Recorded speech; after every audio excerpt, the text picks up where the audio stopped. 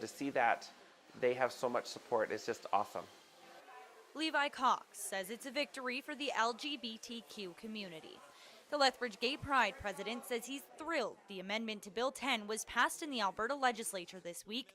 The change to the Bill of Rights to protect our children was met with overwhelming support.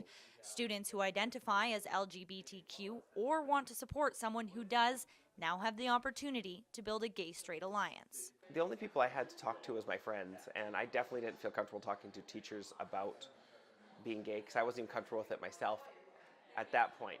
Flash forward many years later, and now I've been lucky enough to go to LCI and speak to the GSAs.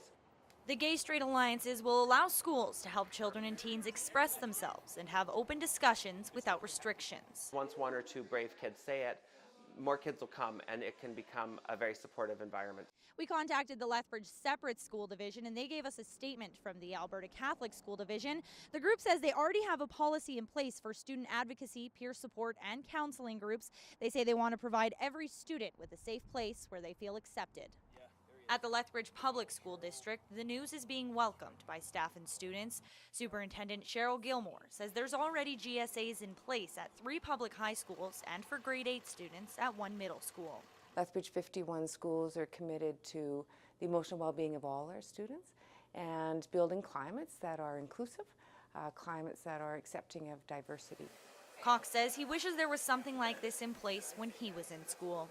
He says he was a victim of severe bullying and says he was taunted, forcing him to come out in grade 10 before he was ready. Cox adds a lot of students are calling them queer straight alliances and using the term as an umbrella so everyone feels welcome. He says he also hopes to see schools in small rural areas welcome this with open arms. The first biggest thing is accepting yourself because everything else gets a lot easier after that. Taylor Oseen, CTV News, Lethbridge.